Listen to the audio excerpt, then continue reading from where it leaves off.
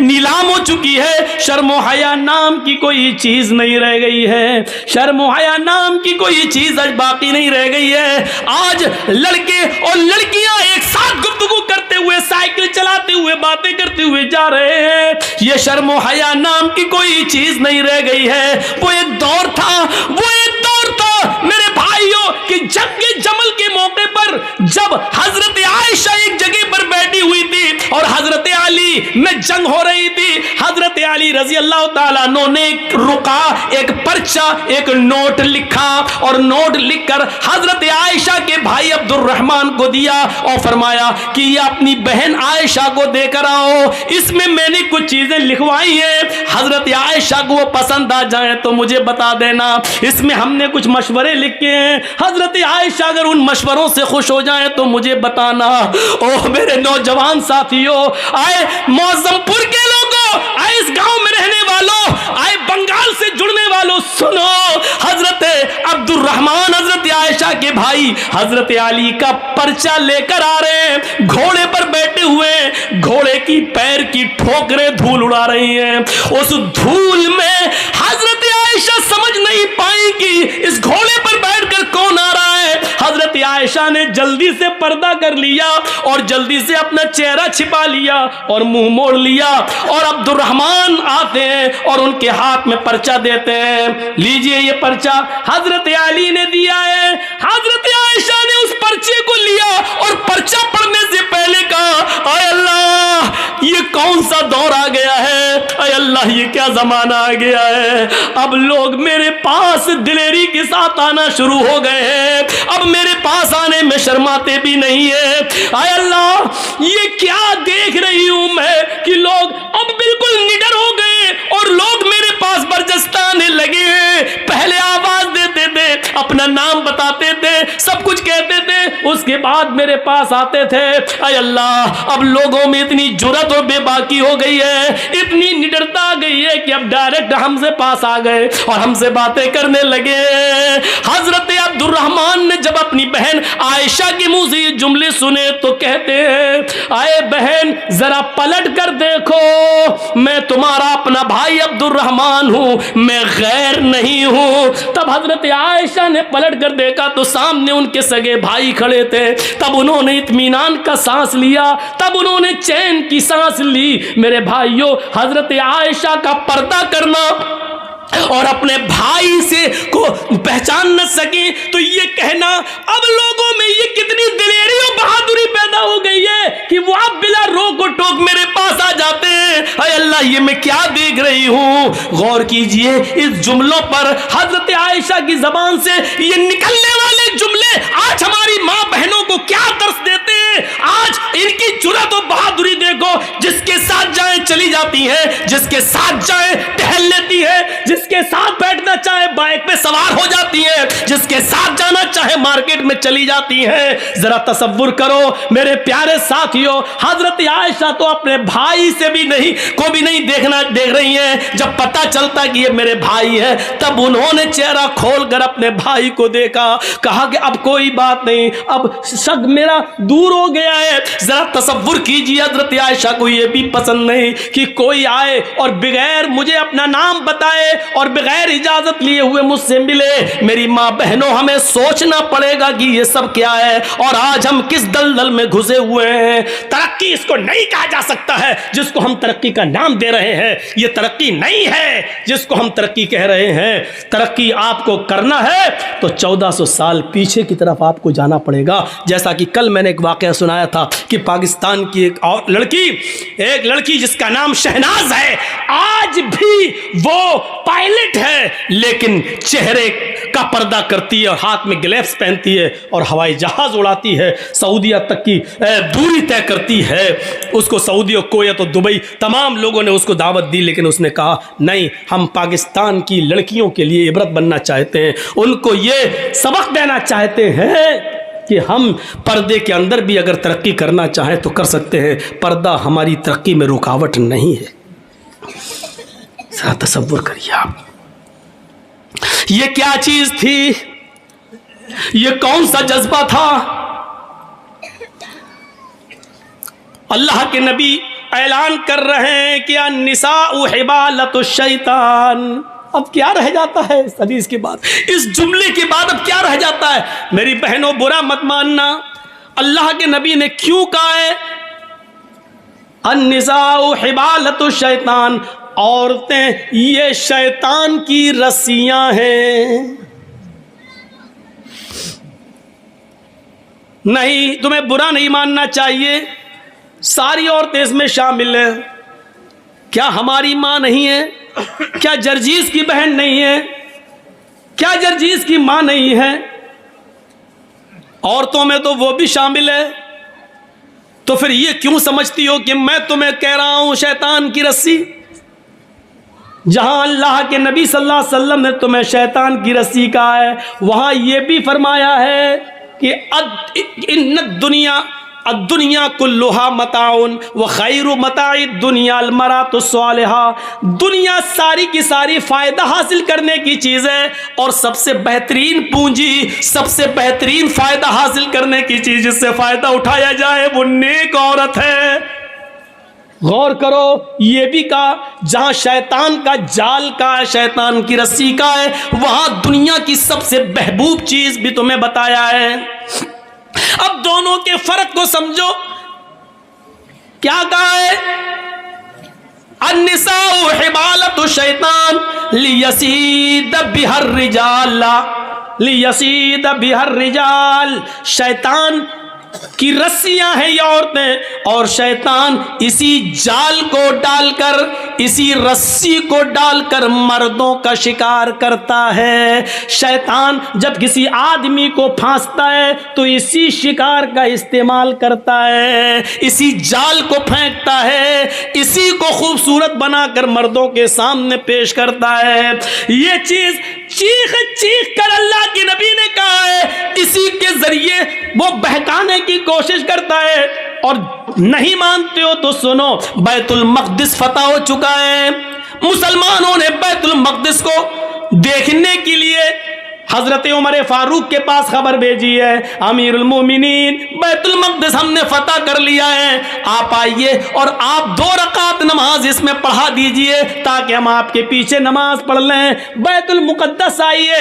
حضرت عمر مدینے سے بیت المقدس کی طرف سفر کر رہے ہیں, بیت المقدس کی طرف چل رہے ہیں, بیت المقدس کی طرف جا رہے ہیں, بیت المقدس کی طرف جا رہے ہیں. راستے میں یہودیوں کی بستی پڑتی ہے, عیسائیوں کی بستی پڑتی ہے. راستے میں یہودی بھی ہیں, عیسائی بھی ہیں, ان کی بستی پڑی ہوئی ہے. ان یہودیوں نے اور عیسائیوں نے اپنی اپنی لڑکیوں کو نیم برہنہ, آدھی ننگی لڑکیوں کو اپنے گھروں کی چھتوں پر کھڑا کر دیا ہے, اور یہ کہہ رکھا ہے کہ دیکھو اگر عمر کا کوئی بھی ساتھی تم میں سے کسی کو آواز دے یا اشارے سے بلائے تو تم میں سے کوئی بھی منع نہ کرے, جس کو بلائے وہ اس کے ساتھ چلی جائے. اگر عمر کے کسی ایک آدمی نے تمہارے ساتھ منہ کالا کر لیا, عمر کے کسی ایک ساتھی نے اگر تمہارے ساتھ زنا کر لیا, عمر کے کسی ایک ساتھی نے بھی اگر تمہارے ساتھ جسمانی تعلق قائم کر لیا تو ہم کامیاب ہو جائیں گے. اپنے مقصد میں یہودیوں نے اور عیسائیوں نے اپنی لڑکیوں کو نیم برہنہ اپنے گھروں کی چھتوں پر کھڑا کر دیا. غور کرو, یعنی شیطان نے اپنا جال بچھا دیا صحابہ کو بدنام کرنے کے لیے, صحابہ کو برباد کرنے کے لیے, صحابہ کے ایمان کو جھنجھوڑنے کے لیے, صحابہ کے ایمان کو ختم کرنے کے لیے. ادھر حضرت عمر فاروق کو جب یہ پتا چلا کہ ان یہودی اور عیسائیوں نے ایسا کر لیا تو انہوں نے حکم دیا کہ لوگوں میں پیچھے پیچھے چلوں گا, آگے آگے نہیں. سنو, یہودیوں کی لڑکیاں گندے اشعار پڑھیں گی, اپنی طرف تمہیں بلائیں گی, اپنی طرف تمہیں مائل کریں گی, میک اپ کیے ہوئے ہوں گی اور نیم برہنہ ہوں گی.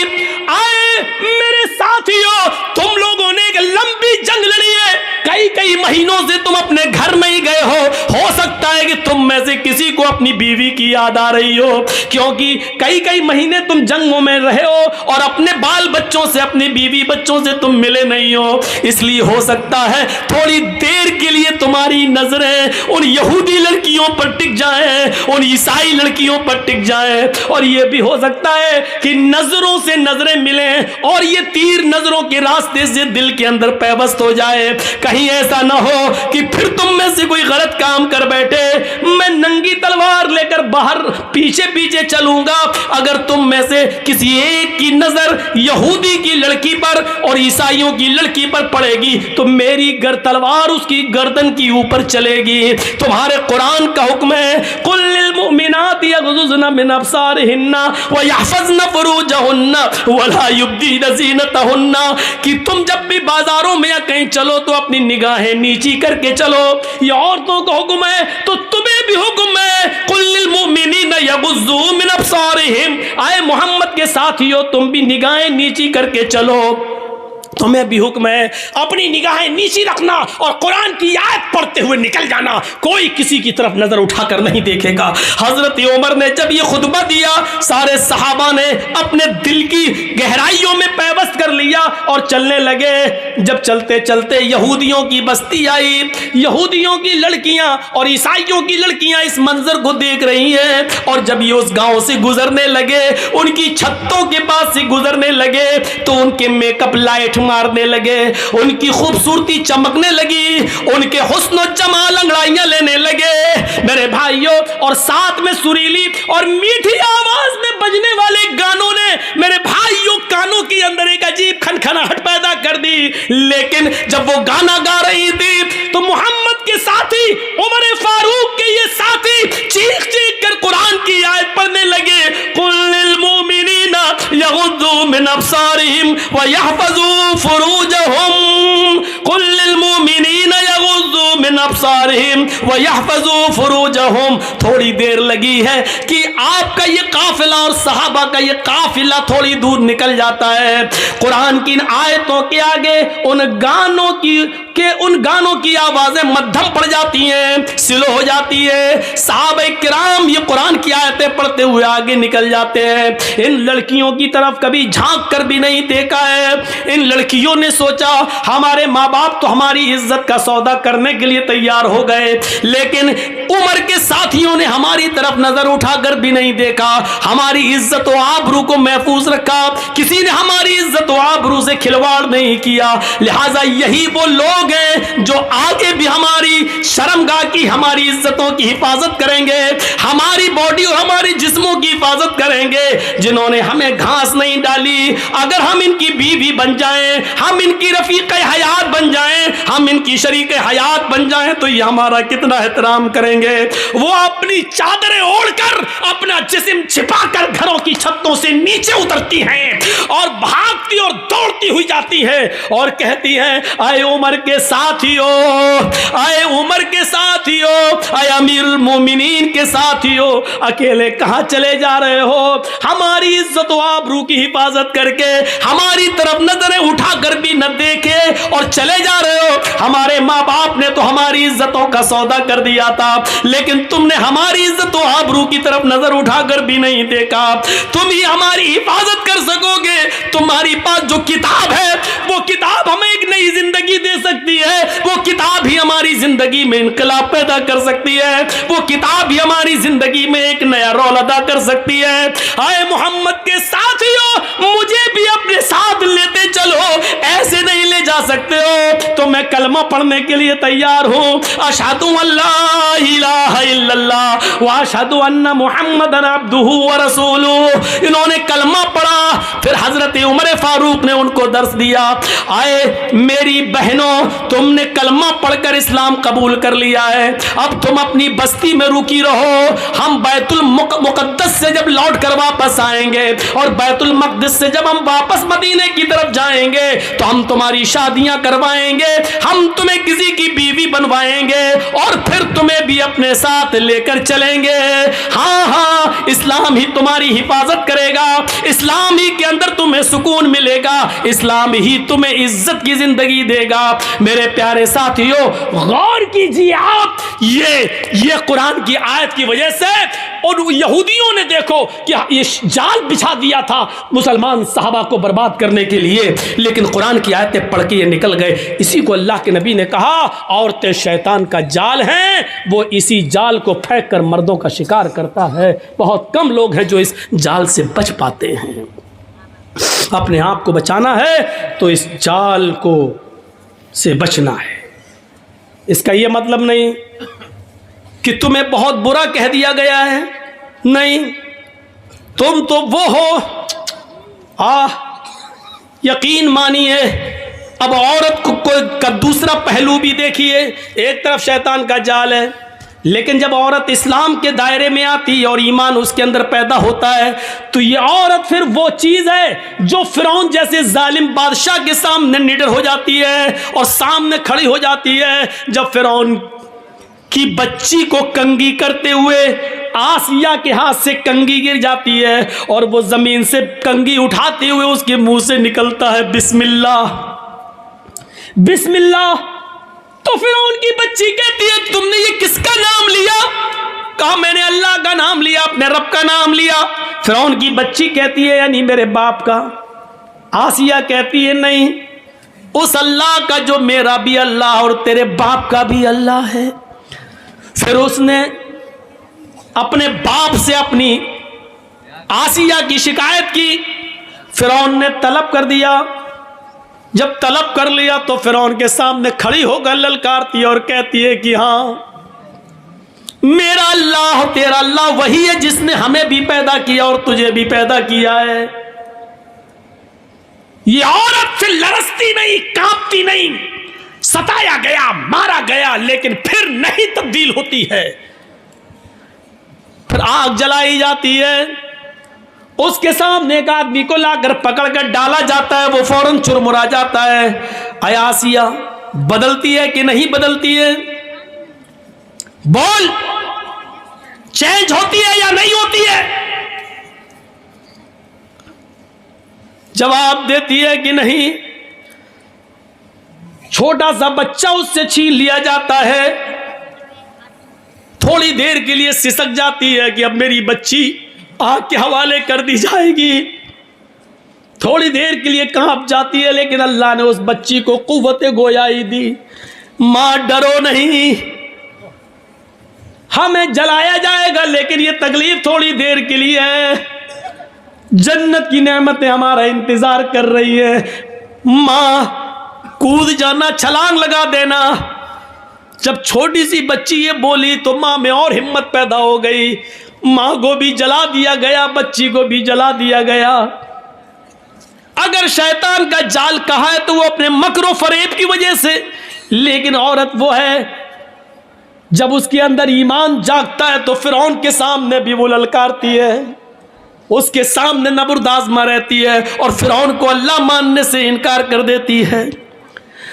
عورت میں جب ایمان پیدا ہوتا ہے تو وہ اسما بنتی ہے, اور وہ اسما بنتی ہے ابو بکر کی سالی عائشہ کی بہن, ابو بکر کی بیٹی عائشہ کی بہن اور محمد رسول اللہ کی سالی. غور کرو, جب اس کے بیٹے عبداللہ کو حجاج ابن یوسف نے تیر مار کے زخمی کر دیا اور اس کی گردن کاٹ دی اور کعبے کی دیوار پہ لٹکا دیا, بلایا اسما کو, بلاؤ.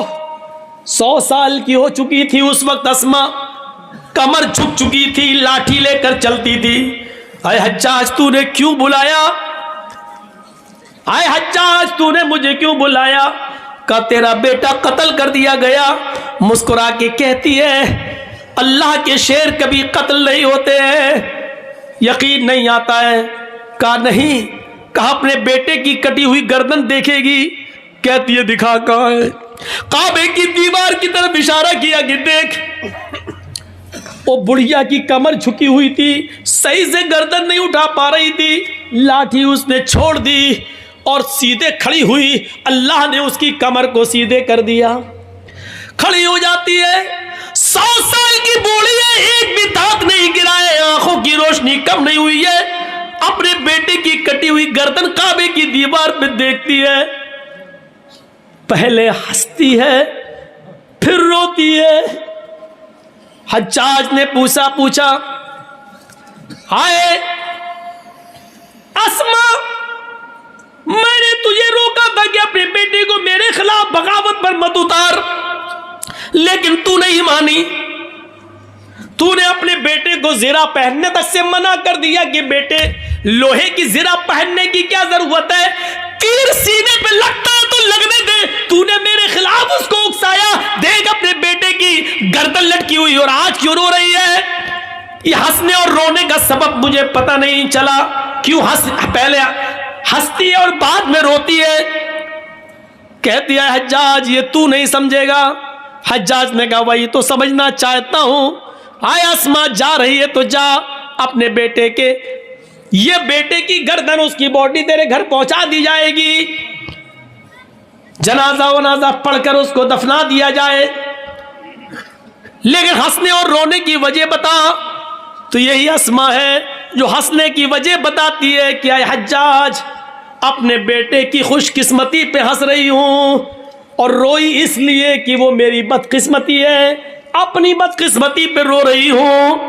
حجاج نے کہا تیرے بیٹے کی خوش قسمتی کیا ہے، اس کی گردن تو کٹ گئی اور تو خوش قسمتی کہہ رہی ہے، اور تیری بدقسمتی کیا جو تو رو رہی ہے۔ اس نے کہا حجاج میرے بیٹے کی خوش قسمتی ہے کہ گردن کٹنے کے بعد، جان چھیننے کے بعد، اس کے جسم کو، اس کی گردن کو اس کے جسم سے الگ کرنے کے بعد، سب کچھ چھیننے کے بعد بھی تو نے میرے بیٹے کی مسکراہٹ نہیں چھین سکا ہے۔ آئے حجاج کعبے کی دیوار پہ لٹکا ہوا میرے بیٹے کی گردن مسکراتے ہوئے کہہ رہی ہے ابھی شہید کے مرنے کا وقت نہیں آیا ہے، اللہ کی راہ میں جو قتل کر دیا جائے وہ مرتا کہاں ہے، وہ تو زندہ ہے۔ میرے بیٹے کی کٹی ہوئی گردن، ہنستا ہوا چہرہ یہ کہہ رہا ہے کہ میرا بیٹا مرا نہیں ہے، ابھی اس خطیب کے مرنے کا وقت نہیں آیا ہے۔ اچھا تو تیری بدقسمتی کیا ہے؟ آئے حجاج میں رو اس لیے رہی ہوں کیونکہ یہ میری بدقسمتی ہے کہ اللہ نے مجھے میری کوکھ سے ایسا بہادر ایک ہی بیٹا دیا ہے۔ اپنی بدقسمتی پہ اس لیے رو رہی ہوں کہ اگر میرے اور بیٹے ہوتے، 1000 بیٹے بھی ہوتے، تو آج اپنے 1000 بیٹوں کی گردنوں کو کعبے کی دیوار پہ لٹکتا ہوا دیکھتی۔ میرے بھائیوں جہاں اللہ کے نبی نے عورت کو شیطان کا جال کہا ہے، لیکن اس عورت کی خوبی دیکھو کہ وہ اپنے بیٹے کی شہادت پر مسکرا رہی ہے، اور اپنے بیٹے کی کٹی ہوئی گردن کو دیکھتی ہے تو مسکراتی ہے اور اپنی بدقسمتی پر رو رہی ہے۔ ان عورتوں نے ایک نمایاں کارنامہ ادا کیا ہے، اپنے بیٹوں کو بہادر بنانے کا کارنامہ ادا کیا ہے۔ میرے بھائیوں عورتیں کبھی کسی میدان میں پیچھے نہیں رہی ہیں، کبھی کسی میدان میں عورتیں پیچھے نہیں رہی ہیں، کبھی کسی جنگ میں عورتیں پیچھے نہیں رہی ہیں۔ اگر صحابہ کرام تیر و تلوار چلاتے تھے تو عورتیں پانی کی مشکیں اپنی پیٹھ پر لاد کر زخمیوں کو پانی پلاتی تھیں، ان کے زخمیوں کے مرہم اپنے ہاتھوں سے پھائے رکھ کر ان کے خون کے دھبوں کو پوچھتی تھی۔ عورتیں کبھی کسی میدان میں پیچھے نہیں رہی۔ ہاں بعض عورتیں تو ایسی بھی تھیں جو اللہ کے نبی کے پاس آ کر کہتی تھی اے اللہ کے نبی قیامت کے دن یہ مرد جنت میں پہلے جائیں گے، ہم بعد میں، اس لیے کہ آپ نے جہاد کا حکم دیا ہے، یہ مرد بڑھ چڑھ کر حصہ لیتے ہیں، یہ جہاد میں جاتے ہیں، پھر اللہ کی راہ میں قتل کر دیے جاتے ہیں، یہ شہید ہوتے ہیں اور شہید کا درجہ بہت اونچا ہے۔ اے اللہ کے رسول ہمیں بھی اجازت دیجئے کہ ہم میدان جنگ میں جائیں، ہم بھی لڑیں اور قتل ہو جائیں، اور اللہ مجھے جنت میں جانے کا حکم نافذ فرمائے۔ عورتوں کا جذبہ دیکھو، عورتیں آتی ہیں اور اجازت مانگ رہی ہیں، لیکن اللہ کے نبی صلی اللہ علیہ وسلم فرماتے ہیں عورتوں تمہیں جنگ میں جہاد کی اجازت نہیں دی جائے گی، تم اپنے گھروں میں رہ کر اپنے شوہروں کی خدمت کرو، اپنے بچوں کو پال پوس کر بڑا کرو، تمہیں وہی ثواب دیا جائے گا جو ان مردوں کو، ان صحابہ کو جہاد کا دیا جا رہا ہے۔ اندازہ لگائیے عورتیں کبھی کسی میدان میں پیچھے نہیں رہی ہیں۔ کہاں ہیں عورتیں پیچھے؟ کبھی نظر ڈال کے دیکھو اسلامی تاریخ پر، عورتیں کبھی پیچھے نہیں رہی ہیں، کسی بھی میدان میں پیچھے نہیں رہی ہیں۔ اس عورت کو دیکھو، اس عورت کو دیکھو جو اپنے چھوٹے چھوٹے بچوں سے کہتی ہے، ایک بچے کی عمر 7 سال اور ایک بچے کی عمر 9 سال، کہتی ہے میرے بیٹو یہ جو سامنے کھڑا ہے یہ ابو جہل ہے، یہ تمہارے نبی جناب محمد رسول اللہ کو گالیاں دیتا ہے۔ غور کرو کہ وہ دونوں بچے ایک اونچے ٹیلے پہ چڑھ جاتے ہیں اور ایک بچہ تلوار لے کر پیچھے کھڑا ہو جاتا ہے۔ ایک کا نام ہے معاذ اور ایک کا نام ہے معوذ، ایک کی عمر ہے 7 سال اور ایک کی عمر ہے 9 سال۔ ایک بچہ پہاڑی پہ چڑھا ہے، ایک بچہ تلوار پیچھے چھپائے ہوئے کھڑا ہے زمین پر۔ جیسے ابو جہل گھوڑا دوڑاتے ہوئے آتا ہے، اوپر والے بچے نے دیکھا کہ بالکل قریب آ گیا ہے، باز کی طرح جھپٹا اوپر سے چھلانگ لگاتا ہے اور ابو جہل کے گھوڑے پر گر کر ابو جہل کو نیچے گرا دیتا ہے۔ جیسے ابو جہل کو نیچے گراتا ہے، 9 سال کا بچہ اس کی گردن پر تلوار مارتا ہے اور ابو جہل کی گردن کو کاٹ دیتا ہے۔ میرے بھائیو، پوری گردن الگ نہیں کرتا ہے اور پیٹ پر وار کرتا ہے، گردن پہ تلوار چلاتا ہے۔ ابو جہل بالکل مرنے کے قریب ہے۔ معاذ کہتا ہے کہ ابو جہل کو میں نے قتل کیا، معوذ کہتا ہے کہ اس کو میں نے مارا۔ وہاں چند صحابہ کھڑے تھے، کہہ رہے ہیں کہ کیوں لڑتے ہو، تم نے کود کر اس کو گرایا، اس نے تلوار چلائی، اگر تم نے نہ گرایا ہوتا تو یہ کیسے مارتا، لہٰذا تم دونوں نے اس کے مارنے میں مدد کی ہے، لہٰذا تم دونوں نے مارا ہے۔ کیوں لڑتے ہو بھائی بھائی آپس میں، کیوں لڑتے ہو؟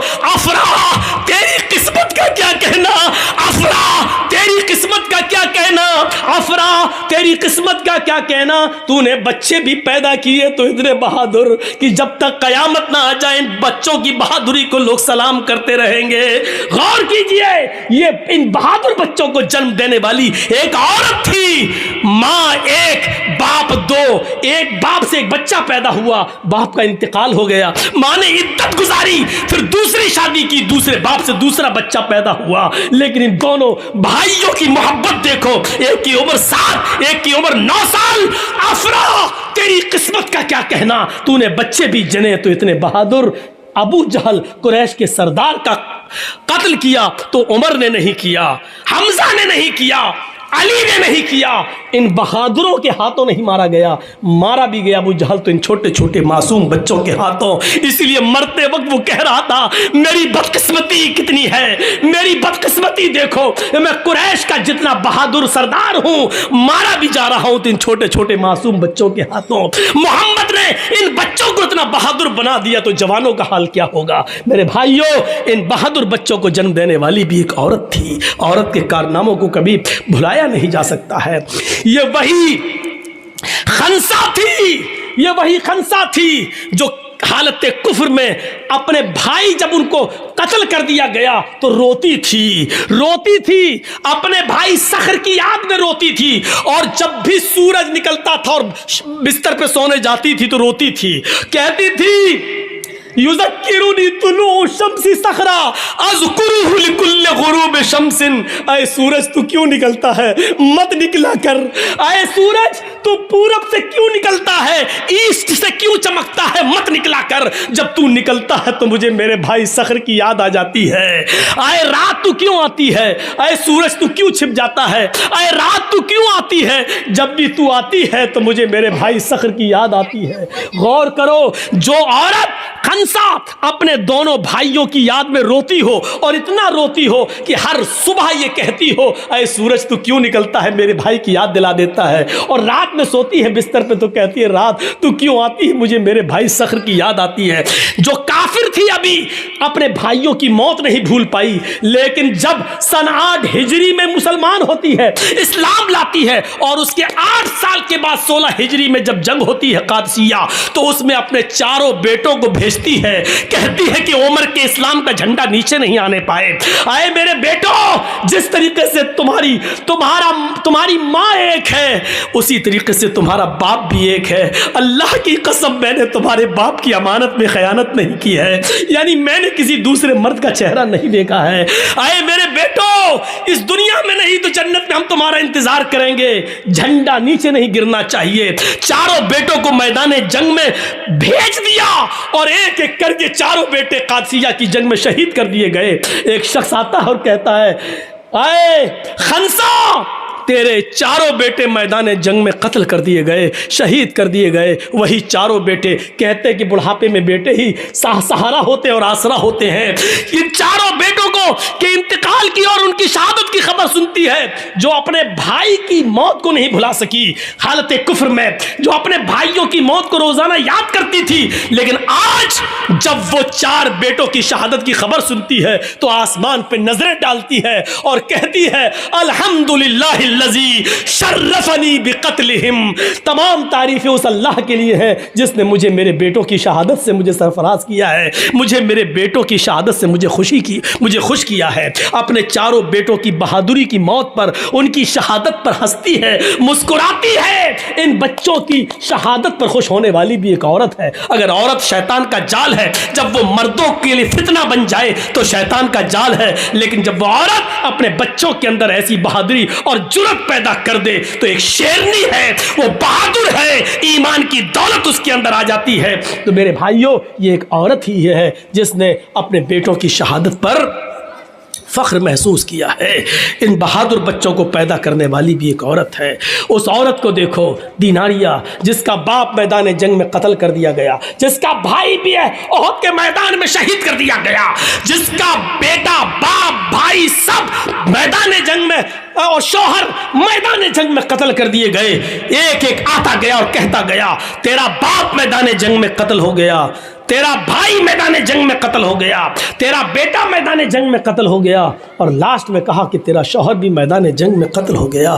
چیخ کر کہتی ہے کہ مجھے میرے شوہر کے بارے میں مت بتاؤ, مجھے یہ بتاؤ کہ عائشہ کا شوہر کیسا ہے, مجھے یہ بتاؤ, مجھے میرے باپ کے بارے میں مت بتاؤ, مجھے یہ بتاؤ کہ فاطمہ کا باپ کیسا ہے. جب چاروں شہادتیں ہو گئیں تو نظریں آسمان پہ ڈال کے کہتی ہے الہ العالمین, جو کچھ تھا تیری راہ میں قربان کر دیا. کل جب تو ان کو جنت میں داخل کرے تو میں نے بھی بہت کچھ کھویا ہے, اللہ ان کے ساتھ مجھے بھی جنت دے دینا, کیونکہ میں نے بھی بہت کچھ کھویا ہے. اپنے شوہر, اپنے باپ, اپنے بھائی اور بیٹے, ان کی شہادت پر گھبراتی نہیں ہے اور یہ کہہ رہی ہے کہ محمد صلی اللہ علیہ وسلم کیسے ہیں. جواب دیا الحمدللہ ان کو کچھ نہیں ہوا. کہ نہیں, مجھے چل کے دکھا, جب میرے باپ کو کچھ نہیں, میرا باپ شہید, میرا بیٹا شہید, میرا بھائی شہید, میرا شوہر شہید, اور تو کہہ رہا نبی کو کچھ نہیں ہوا, مجھے شکل دکھا. اس نوجوان نے کہا ماں آ میرے گھوڑے پر بیٹھ. اس نے گھوڑے پہ بٹھایا, خیمے پہ لے گیا اور اس نے پردہ ہٹایا. دیکھ محمد رسول اللہ ٹھیک ہے. اس نے اس چاند سے چہرے کو دیکھا جس چہرے کو دیکھ کر کبھی حسان ابن ثابت نے کہا تھا وَأَحْسَنَ مِنْكَ لَمْ تَرَ قَطُّ عَيْنِي وَأَجْمَلَ مِنْكَ لَمْ تَلِدِ النِّسَاء. ایسا خوبصورت بیٹا, ایسا حسین بیٹا, وَأَحْسَنَ مِنْكَ لَمْ تَرَ قَطُّ عَيْنِي, میری آنکھوں نے آپ سے زیادہ حسین کسی کو دیکھا ہی نہیں, اور ایسا خوبصورت بیٹا میں آج تک دنیا کی کسی عورت نے پیدا ہی نہیں کیا جیسے محمد ہیں. اس چہرے کو دیکھ کر کبھی حسان نے کہا تھا, اس چہرے پہ نظر پڑتی ہے, باپ کا غم بھول گئی, بیٹے کا غم بھول گئی, بھائی کا غم بھول گئی, پتی کا غم بھول گئی, اور چیخ کر کہتی ہے کل مصیبت بعدک جلل, کل مصیبت بعدک جلل, کل مصیبت بعدک جلل. آج میری ساری مصیبتیں دور ہو گئی محمد, تیرا چہرہ دیکھ کر میں باپ کا غم بھول گئی, میں شوہر کا غم بھول گئی, میں بھائی کا غم بھول گئی, میں سب کا غم بھول گئی. یہ عورت بھی تھی, یہ عورت میری ماں بہنوں, ان عورتوں پر دنیا فخر کر رہی ہے. تمہارے ننگے پن و بےہودہ پن پہ کون فخر کرے گا؟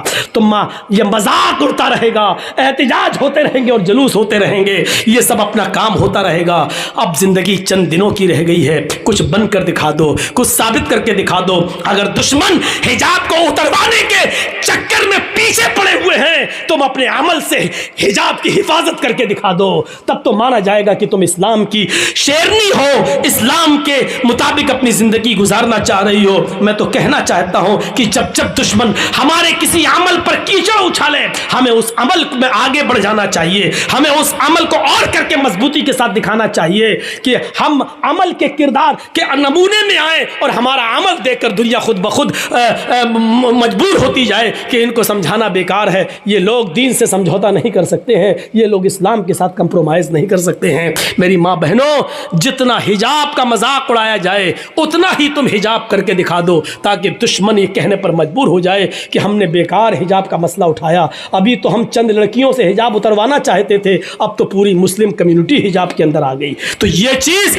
आएगी तो तुम्हारी हिफाजत भी होगी और दुश्मन भी समझने पर मजबूर हो जाएगा कि अब इनसे झगड़ना अच्छा नहीं है, अब इनके मुंह लगना अच्छा नहीं है। मेरे भाइयों, हम अल्लाह से दुआ करते हैं, चूँकि अब कल भी प्रोग्राम है और फिर 2 दिन लखीपुर में है, फिर 2 दिन श्री रामपुर में है, तो इसलिए हमें तो लगातार प्रोग्राम होने शुरू है और लगातार है। यकीन मानिए हमारे उत्तर प्रदेश में लोग अब शक में पड़ गए कि मौलाना कहीं आपने कोई दूसरा घर तो नहीं बना लिया बंगाल में। यहाँ तक कहने लगे, तंज भी मारने लगे हमारे ऊपर कि जब भी कहाँ है बंगाल, फोन आता बंगाल। अरे मौलाना हमें कुछ दाल में काला लगता है, कहीं ऐसा तो नहीं कि आपने बंगाल में कोई दूसरा घर बना लिया हो। इस तरीके की बातें, यानी बंगाल वालों से हमें उनसियत मिला, प्यार मिली, मोहब्बत मिली। हम